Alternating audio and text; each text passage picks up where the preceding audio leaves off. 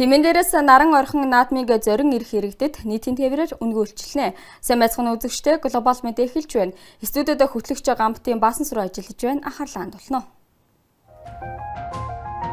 Инхийн зөвлөлд манай улс аль биесээр нэгдэж хүйсгэн байгуулагч гишүүн ус боллоо. Цагаан сарын баярыг хүндрэлгүй тэмдэглэх боломжтой эсэхэд хүмүүс янз бүрийн байр суурьтай байна. Залуу уран бүтээлч архитектор Эрдэнэ Очир цаасан хайчилбарын амьд цаас үзэсгэлэнгээ толиулж байна. Үхлээс хүчтэй хайр, Улаанбаатар хотноо дайны тухай шинэ орс кино үзүүлнэ. Моцартын Овдис Лимб уран зураг сонгодог хөгжмийн хостол Скерцо 3 бол дүүргийн соёл ажилтнуудын тоглолт. Манай улс Америкийн нэгдсэн улсын ерөнхийлөгч Трампын санаачилсан инхийн зөвлөлд аль биесээр нэгдэж үүсгэн байгуулагч гишүүн улс боллоо. Тус өвлийн дүрмд ерөнхий сайд Зандан Шатар Швейцарын Давос хотноо болж байгаа дэлхийн эдийн засгийн чуулга уулзлын хүрээнд гар үсэг зурлаа. Ерөнхий сайд Зандан Шатар инхийн зөвлөлд гарын үсэг зурсан нь олон улсын тавцанд хариуцлагатай инхийг дэмжигч манай улсын хувьд шинэ уян хатан үр дүнд чиглэсэн инх тайвны механизмыг дэмжих нь Монгол улсын олон улс дахь байр суурийг бэхжүүлж дуу хоолойгоо илүү тодорхой хүргэх боломжийг нээн. Мөн аюулгүй байдал тусгаар тогтнолыг олон улсын эрхцэн хүрээнд улс төр дипломатын аргаар хамгаалан бэхжүүлэх үйлсэд том алхам болно гэж үзэж байна. Манай улс инхийг сахиулах, инхийг дэмжих ажиллагаанд идэвхтэй оролцож ирсэн туршлагатай. Инхийн зөвлөлийн дүрм нь цэрэгчсэн эвсэл бус харин сайн дурын үндсэн дээр хамтран ажиллах, улс орнуудын бүрэн эрхэт байдлыг хүндэтгэх зарчмыг баримтлана. Энэ нь манай улсын төвийг сахисан үл нэгдэх бодлоготой зөрчилдөхгүй гэж үзэж байна. Түүнчлэн дүрмд заасан 1 тэрбум Америк долларын босго нь манай улсад заавал хамаарах, эсвэл бодит дарамт учруулах нөхцөл биш юм. Үүнд санхүүгийн үүрэг хүлээх шаардлагагүй бөгөөд энгийн гишүүний хувьд 3 жилийн хугацаатай сайн дурын үндсэн дээр өөрийн боломж сонирхолд нийцсэн хэлбэрээр оролцох боломжтой юм байна. Одоогоор тус зөвлөлт дэлхийн 17 улсын төр засгийн тэргүүн сайд нар гарын үсэг зурж нэгдэн оржээ. Монголын уламжлалт цагаан сарын баяр хэдхэн хоногийн дараа болно. Баярын өмнөх өдрүүдэд монголчууд хүний гар цайлах бэлэгнээс ахуулаад эдээ ундаагаа бэлтгэж ихээхэн хүл хөрцөг болтгоо. За үүнийг дагаад маш их зардал чирэгдэл гаргадаг. Тэгвэл энэхүү баярыг хүндрэлгүй тэмдэглэх боломжтой эсэх талаар хүмүүсийн санал бодлыг асууж тодрууллаа.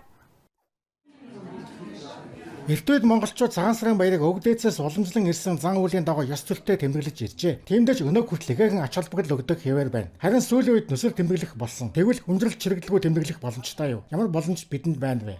Би бол одоо бэлдээд хийгээд одоо уламжлалсан цагаан сараа бол уламжлалаар хийгэн зөв. Хууцаа тавина.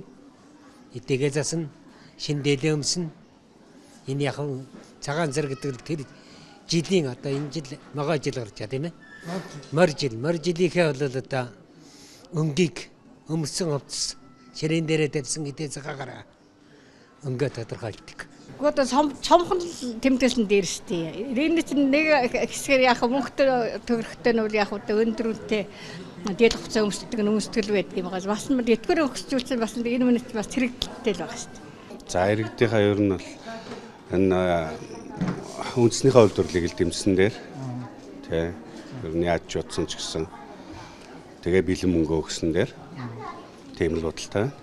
Одоо цагаан сарын баяр гэдэг чинь одоо Монгол төмний их баяр шүү дээ. Тэгэл тэрийг тэмдэглэхийн зүйтэй л гэж бодно. Ер нь цомхон тэмдэглэсэн дээр үү одоо эсвэл маш юм нүсрэл тэмдэглэсэн дээр үү?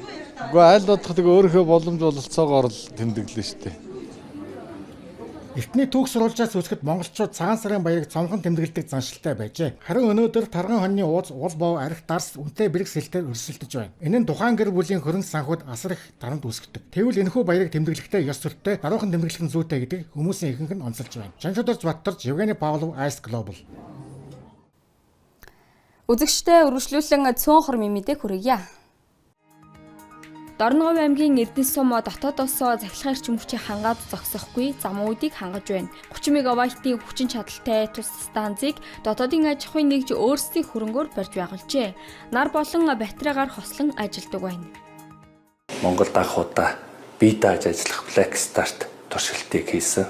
Энэ туршилтын Монголд ингээд анхны нар батарей хослсон станц болсноор бид хэд төвийн эрчим хүчнээс янз бүрийн эрчим хүчний дутагдлах, гэмтэл гарах, аваар садал болох үед энэ орон нутгийг жишээлбэл замын үдийг бүрэн бие дааж цахилгаанаар хангадаг ийм Монголын анхны станц болсон. Улсын их хурлын дарга учрал тус цахилгаан станцтай танилцахдаа нарны эрчим хүчийг батарей хураагууртай хослуулсан яг энэ жишгээр аймаг сумдад эрчим хүчний хараат бус байдлыг бий болгож болохыг онцолжээ. Улаанбаатар хотын хэмжээнд сар шинийн баярт зориулсан 6 төрлийн үзэсгэлэн худалдаа гараад байна. Үүнээс амар байна 2026 үзэсгэлэн худалдаанд бизнес эрхлэгчдийг дэмжихийн зэрэгцээ хүмүүст зах зээлийн үнээс доогуур үнийг санал болгоход оршиж байна. Зах зээлийн үнээс доогуур үнэтэй бүтээгдэхүүнийг борлуулах нь одоо хамгийн чухал байгаа. Дээр нь бид нар одоо нийслэл сэдвэрийн санаачлагаар хийгдэж байгаа ажил учраас энэ одоо иргэдийг дэмжсэн, бизнесмэнүүдийг дэмжсэн, за жижиг дунд бизнес эрхлэгч нарыг одоо бас үн төлбөргүйгээр одоо энэ сарын хугацаанд одоо үйл ажиллагаа явуулахад дэмжлэг үзүүлж байгаа бас ийм онцлог жил болж байгаа. Амар оны 2026 үзэсгэлэн худалдаа соёолж моол болоод их найд худалдааны төвөөс гадна 9 дүрэгт 4 бүрийн онцлогийг шингээсэн салбар үзэсгэлэн худалдааг мөн зохион байгуулсан байна. Нийгмийн халамжийн үйлчилгээнд өнгөрсөн онд 2 их найд 419.5 тэрбум төгрөг зарцуулжээ. Нийтдээ 2.5 сая хүнд олгожээ. Халамжид хамрагдагсдын 53.7% нь хүүхдийн мөнгөнд итгэмж бол 9.1%-ийг их олон хүүхдтэй өрх толгойсон их эцгийн тусламж хөнгөлөлт, 6.4%-ийг нийгмийн халамжийн тэтгэмж, 2.5%-ийг тэтгэвэр, 1.9%-ийг нийгмийн халамж хөгжлийн үйлчилгээ тус эзэлжээ. Өнгөрсөн онд манай улсын 173 иргэн гадаад улс оронд хөдөлмөрийн гэрээгээр цалин хүстэй ажил эрхлэхэд зуучлагджээ. Үүнийг өмнөх оны мөн үетэй харьцуулахад 3.6%-аар өссөн үзүүлэлт болж байна. Гэхдээ 2023 онтой харьцуулахад 5.5 дахин буурчээ. Тухайн жил 961 иргэн гадаад улс руу жуулчлуулж байжээ. Аялын компанид залилуулж хохирох явдал тасрахгүй байна. Тодорхойлбол ажилчдаа аялуулах зорилгоор 20 сая төгрөг, гэр бүлээрээ аялахаар 36 сая төгрөг, мөн нэр бүхий аялын компанид 54.5 сая төгрөг шилжүүлж залилуулсан явдал тус цагдаагийн байгууллагад бүртгэгдээд байна. Түүнчлэн аялж буй улсад очисны дараа байрлах буудал хүтжгүй байх, буцах тасалбар нь бичигдээгүй улмаас онгоцны буудал дээр гацах зэрэг явдал гарчээ. Бюродын нийслэл улаан үдэд шөнө орой мэт нөхцөл байдал үүсчээ. Хэдхэн өдрлийн дараагаар агаарт хорт байцууд дарахж тэнгэрийн өнгийг хар бараан болгосон байна. Хотод 1-р төвшний аюулын харанга зарлжээ. Айх шаардлагагүй ч гадагш гарахгүй байхыг зөвлөж байна. Энэ байдал 24-ний өдрийг хүртэл үргэлжлэн гэж мэргэжилтнүүд анхааруулжээ.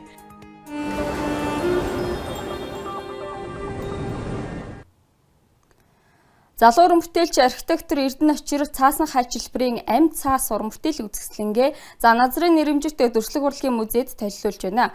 Архитекторч мэргэжилтэд тэрээр цаасан хайчилбарын урлагийг хүмүүст таниулах зорилгыг агуулжээ.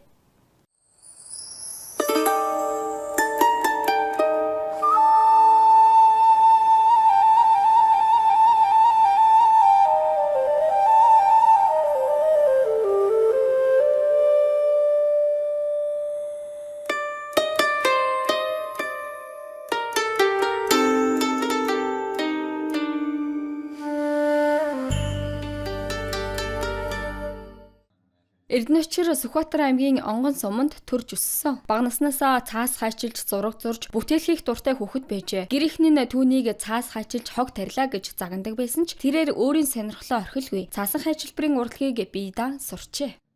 Миний бүтээлүүдийн онцлог гэвэл нэлээд Монгол ахуй төрслийг орчин үеийн маягтайгаар төрсөлсөн байгаа. Тэгээд хайчилбарыг бол сүүлийн жилүүд нөгөө хийдэг хүмүүс айгаа багассан. Тэгээд хайчилбарыг нэг нөгөө юуны жуулчдын бэлэг дурсгал гар урлалын жижигхэн бүтээгдэхүүн шиг хүмүүс ойлгодог болцсон байна. Хайчилбар бол өөрөө нэлээд цаас урлаг нэлээд урлагийн төвшөндөө авч үзээсэй гэж хүмүүсийг хүсэж байна.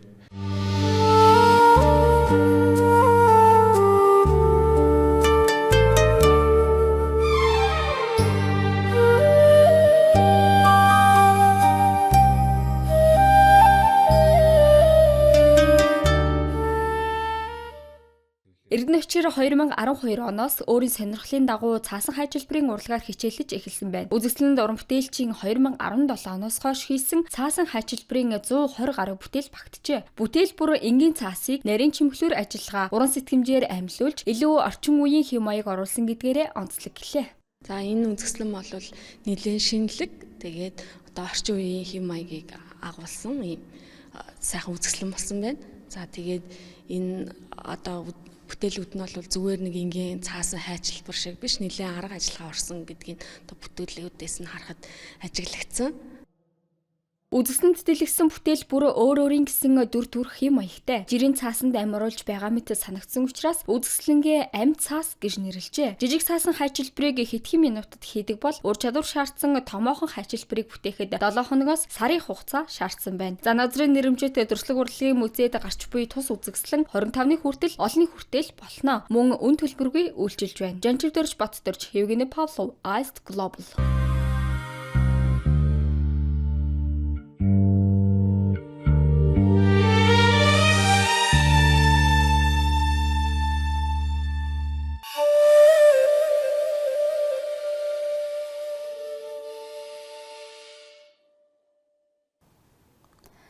Эрх мягмар гарагт 1-р сарын 27-ны өдөр Оросын шинжлэх ухаан соёлын ордонд дайны тухай онцгой нэгэн Орос киноны ганцхан удаагийн үн төлбөргүй үзэр болно. Кинонд нацист Германы хорих лагерт хоригдсон залуу балетчин охины хувь заяаг өгүүлнэ.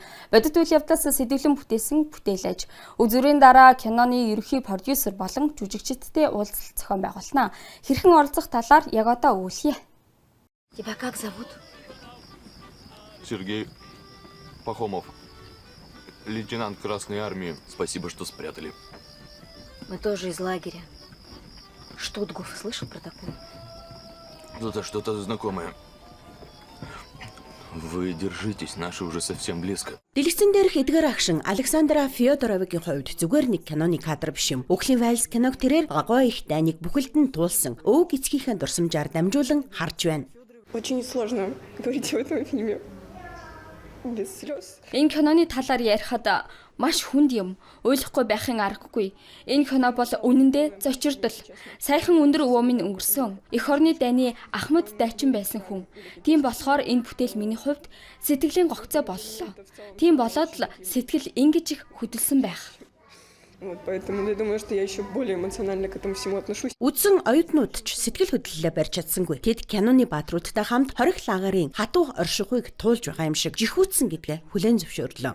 Ты очень честный и смелый, Тефочка, но воровать хлеб очень плохо.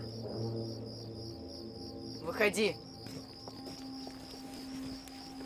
Запомните, все нарушители правил, установлены в лагерь, будут жестоко наказаны. Мөн киноны хэсгүүд түүхийн сурах бичгээс ч илүүтэйгээр агуу ялал ямар үнээр олдсныг ойлгуулж мэдрүүлэхэд тусална. Эдгээр агшин үзэгчдийн ой санамжид удаан хадгалагдах нь гарцаагүй. Гол дүр охины ээжийг дүүжилсэн хэсэг бас хамгийн ихний үзэгдэл. Эмээг мотор зодсоор байгаад алчхаад гэр бүлийнхнийхэн зургийг дээрэлсэн шидэд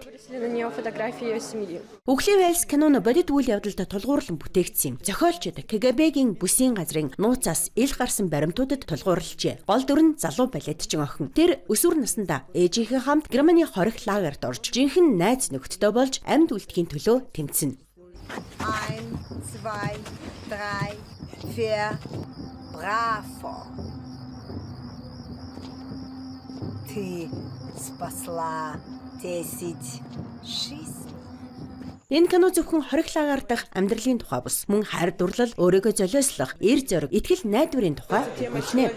Энд хүн чанар үндснүүдийн нэгдлийн сэдв хүндэгдэн. Чи ямар үндэстэн байх нь хамаагүй. Бүгд л хүн. Тийм аимшигт газар ч хайр дурлал, нөхөрлөл оршиж чадна. Верад тусалсан Франц залуу түүний Асиятай хамт мэдэрсэн хайр. Энэ бүхэн бол сэтгэл хөдлөм түүх юм. Энэ оюутан болгон ирээдүйн бага ангийн багш эсвэл сургуулийн өмнөх боловсролын сурган хүмүүжүүлэгчид. Хэдхэн жилийн дараа тэд өөрсдөө сурагчдтайгаа чухал сэдвийн яриа өрнүүлж 1941-с 45 оны үйл явдлын тухай ярьж өгнө. Манай улсад аваа эх орны дайнд өртөөгүй гэр бүл гэж байхгүй. Бид залуу үе Ахмад Айчдыг амьд сэрүүнд нь хамт байлцсан сүүл үеийнхэн. Тэдний гавьяаг санаж үр хүүхдүүддээ заавал дамжуулан ярьж өгөх ёстой. Оюутнууд энэ киног аль болох олон хүн үзэх ёстой гэдэг дээр итгэл нэгтэй байна. Тиймээс олонх нь ойр дотныхонтойгоо дахин үзэхээр төлөвлөжээ. Харин Улаанбаатар хотод Үхлийн вальс киног ганцхан удаа ганц л газар үзэх боломжтой. Санаж аваарай. 1-р сарын 27-ны өдөр Мягмар гарагт 18 цагт Оросын соёл шинжлэх ухааны төвд Монгол хадмал орчуулагтай. Насны хязгаар нэмэх 18. Амралтын өдрүүдээр хажихвэ. Дэлхийн алдартай дүр, сонгодог хөгжмийн гурвал, морихуурын чуулгын тоглолтоос гадна драмын болон хүүхэлдэйн жүжиг, ардын урлагийн тоглолт та биднийг хүлээж байна. За мөн соён гэгэрлийн лекцэд хамрагдах боломж бий. Дэлгэрэнгүй одоо хүргье. Их найд худалдааны төвд сар шины баярт зориулсан амар байны үзэсгэлэн худалдаа гарч байна. Үүний зэрэгцээ дүүргүүдийн соёл урлагийн ажилтнуудын тоглолтыг үн төлбөргүй толиулна. Энэ удаад хан улд дүүргийн соёлын ордон болон Чингэлтэй дүүргийн соёлын төвийн уран бүтээлчид их найд худалдааны төвийн 6 давхрын соёл урлагийн тоглолтын танхимд 13 цагаас тоглоно.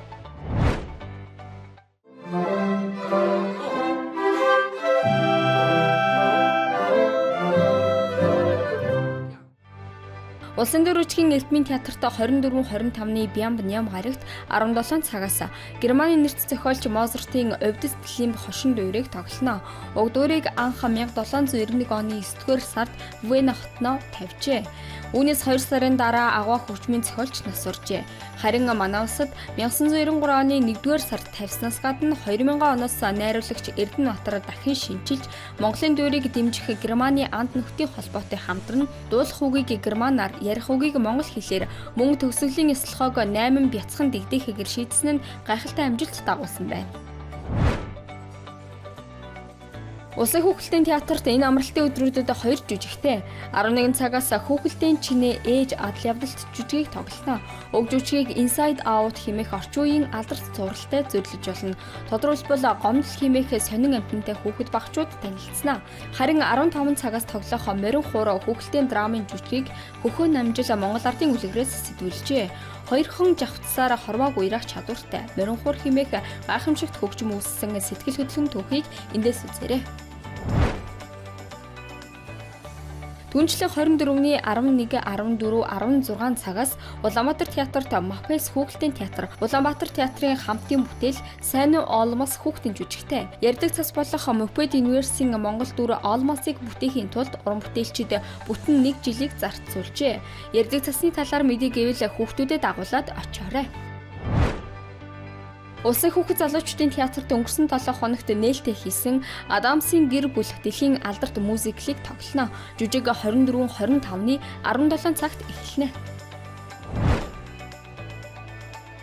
Монголын уран зургийн галерейд 24-ний Бямб гарагийн 19 цагт Скерцио Тиро сонгодог хөгжмийн гурвлын тоглолттой. Улсын филармоны симфони оркестрийн хөгжимчин Морин Хилч анхмаа, төгөлдөр хуурч Уранго, Монгол Улсын консерваторийн утсан хөгжмийн тэнхимийн мэргэжлийн багш Хилч Намужиннаар 2022 онд Скерцо хэмээх нэртэй гурвлыг үүсгэн уран бүтээлээ төрүүлж байна. 24-ний Бямб гарагт цагаан лаваа чуулган Nomadic Legend ардын урлаг үс соёлын тоглолт Төмөр замын Ганзан паласт хуурийн дагуу тоглоно. Мөн 24-ний Бямб гарагт 17 цагаас Монголын үндэсний уламжлалт зан үйлийн өргөө нийтэд үйлчилдэг дөрвөн бүс байгууллагаас их өндөргийн нууц ухаан соён гэгэрүүлэх арга хэмжээ The Corporate Convention Center-т зохион байгуулах гэж байна. Ice Global амралтын өдрүүдэд болох урлаг соёлын зарим үйл явдлаас танилцууллаа. Эрхэм үзэгчдээ та бүхэнд глобал мэдээ баасан гарагийн дугаараа хүргэлээ. Анхаарал хандуулан хамт байсанд баярлалаа. Баяртай.